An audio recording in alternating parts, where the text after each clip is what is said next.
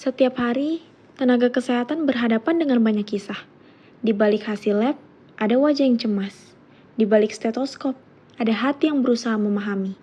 Komunikasi bukan sekadar menyampaikan informasi, tapi merautkan rasa antara harapan dan kenyataan. Di dua ruang praktik hari ini, kita akan melihat bagaimana empati bisa jadi bahasa yang paling menyembuhkan.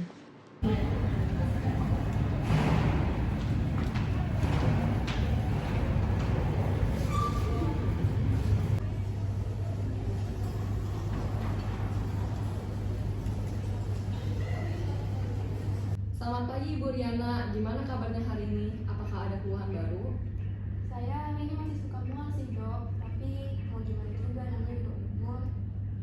Kalau mulanya makin sering, nanti bisa kami bantu untuk atur jadwal makan dan jenis makanannya ya Bu. Betul Bu, terima kasih sudah datang. Hari ini saya ingin membahas hasil pemeriksaan kemarin.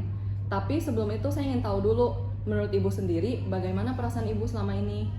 Saya takut dok, soalnya perut ini kok makin sakit ya. Awalnya kan cuma mah biasa, tapi kok makin lama makin parah.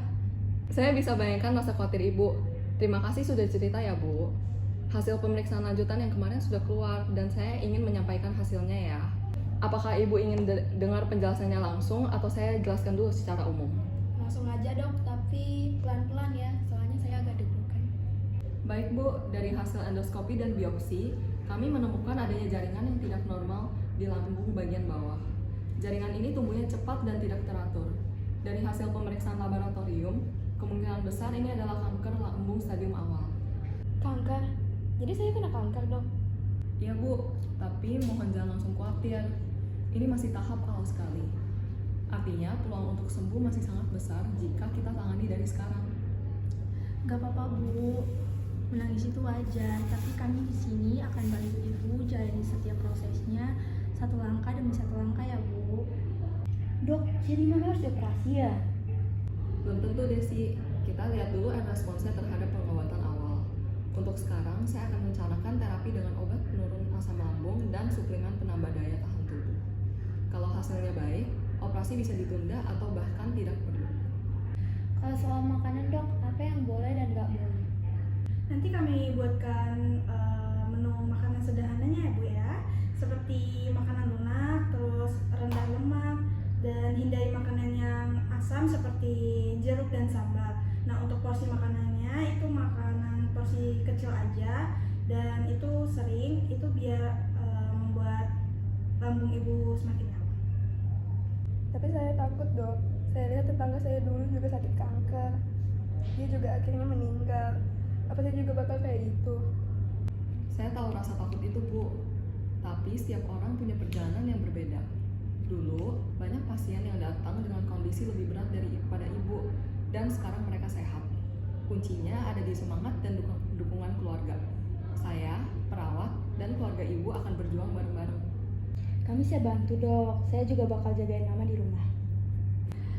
Kami bisa jadwalkan kunjungan rumah juga ya Bu, biar Ibu nggak perlu bolak-balik dulu ke rumah sakit. Dan juga kami akan pantau terkait tekanan darah Ibu, suhu Ibu serta pencernaan Ibu agar perubahan sekecil apapun dapat segera kami laporkan ke dokter. Terima kasih ya teman-teman, kolaborasi ini sangat penting. Semua pihak bekerja sama bukan hanya untuk menyembuhkan, tapi untuk membuat pasien merasa tidak sendirian. Terima kasih dok. Terima kasih juga suster semuanya. Saya jadi ngerasa lebih tenang. Itu semangat yang saya suka Bu. Kita mulai pelan-pelan ya. Saya jadwalkan kontrol 2 minggu lagi sambil pantau pola makan dan berat badan Ibu. Ibu, nanti saya bantu buatkan jadwal untuk obat dan makanannya ya Bu, supaya Ibu di rumah nggak bingung ya. Terima kasih anak, kalian semua baik sekali. Sama-sama Bu. Komunikasi bukan sekedar kata. Di hadapan pasien dengan kebutuhan khusus, ketenangan, nada suara, dan bahasa tubuh menjadi alat komunikasi yang sama pentingnya. Pagi itu, tim medis belajar bagaimana memahami bukan sekadar berbicara. Di ruang B, komunikasi dan empati menjadi jembatan utama. Di sini, seorang remaja dengan autisme ringan datang untuk pemeriksaan asma yang sering kambuh. Tantangannya bukan hanya klinis, tapi juga bagaimana seluruh tim bisa berkomunikasi dengan sabar, peka, dan penuh rasa hormat.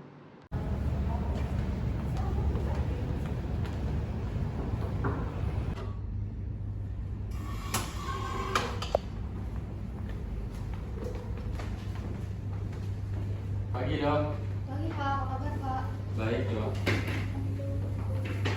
Hai Agresia. Lukisannya bagus banget tuh. Lagi gambar apa nih? Lagi gambar bunga matahari. Oh, soalnya bunga matahari tetap kuat ya, bahkan saat sesak nafas. Biasanya dia nggak nyaut tuh, kadang diam aja kalau orang baru ngobrol. Gak apa-apa Bu, kita pelan-pelan dulu aja biar Agresia merasa aman. Agresia, kita pindah ke bed dulu yuk biar saya bisa periksa pernafasannya. Agresia, suster di sini ya buat bantuin dokternya buat catat. Nah, Agresia, sekarang dokter mau cek pernafasannya ya. Pakai alat ini namanya stetoskop. Ini cuma dingin-dingin aja kok, nggak sakit. Agresia, coba lihat ini bonekanya diperiksa dulu ya sama dokternya. Coba ya. Tuh kan, gak sakit kan? Sekarang giliran Agresia ya. Coba tarik nafas. Bagus. Coba lagi. Oh, bagus. Coba sekarang hembuskan nafasnya. Oke, Agresia tadi nafasnya udah bagus ya, tapi dokter masih dengar sedikit suara mengi di bagian bawah paru kamu nih. Berarti asmanya kambuh lagi dok?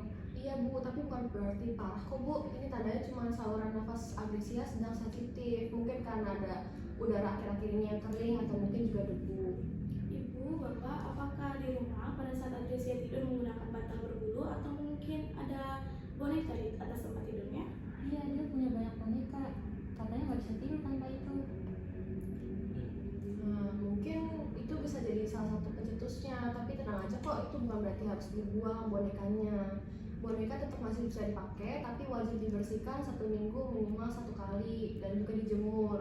Dan kalau memungkinkan, mungkin jendela kamarnya bisa dibuka saat pagi hari ya, biar ada udara segar yang masuk. Aku gak mau bonekaku diambil, nanti mereka kedinginan. Tenang saja, bonekanya nggak bakal diambil kok, hanya diajak berjemur bareng kamu biar bonekanya sehat kayak kamu. Iya. Kalau suster yang ngomong, anak saya mau nurut. Tapi kalau si ayahnya ngomong, langsung kabur. Wajar kok Pak, apalagi anak-anak seperti Agresia ini memiliki cara tersendiri untuk memahami dunia.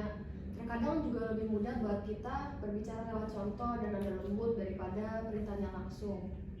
Saya sering bingung waktu dia batuk keras harus ngomong apa. Ibu, kalau Agresianya batuk, Ibu tarik nafas ya, kayak gini, ikutin saya ya. Oke, sekali lagi. Oke, nanti kalau Ibu tenang, Agresianya juga akan lebih mudah untuk mengatur nafasnya ya. Terima kasih ya Sus, jadi lebih mudah untuk saya di rumah. Sama-sama. Ibu, Bapak, ini kami bantu buatkan jurnal untuk napasnya. Ya. Isinya kapan Agresia mulai batuk, berapa lama, dan apa pemicunya. Oke. Biar di kontrol berikutnya dokter bisa menyesuaikan untuk terapi. Wah, terima kasih ya sus. Oh iya dok, sebetulnya saya bingung juga. Saya sebagai ayah kadang bingung. Saya harus melakukan apa sih di rumah gitu. Kira-kira ada saran kan? Pak, sebenarnya dengan adanya Bapak aja udah berpengaruh kok. Coba bisa bantu Agresia di rutinitasnya seperti jam makan dia, jam tidur dia, mungkin waktu bermain. Biasanya anak-anak seperti Gracia ini juga butuh banget yang namanya rutinitas Pak, karena itu buat mereka merasa aman.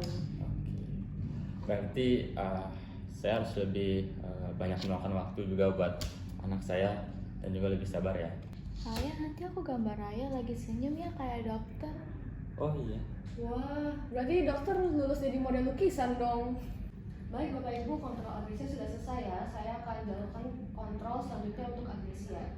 Oke, baik dok. Terima kasih. Ya, sama-sama Pak. Terima kasih kembali. Ya. Yuk.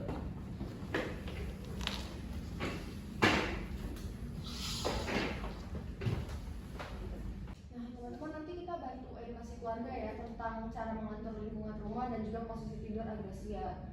Jadwalkan juga untuk kontrol ulangnya di 2 minggu lagi. Baik dok, nanti saya akan kirimkan cara pola napas ringan serta pelatihan relaksasi ringan. Nah, bagus. Terima kasih ya.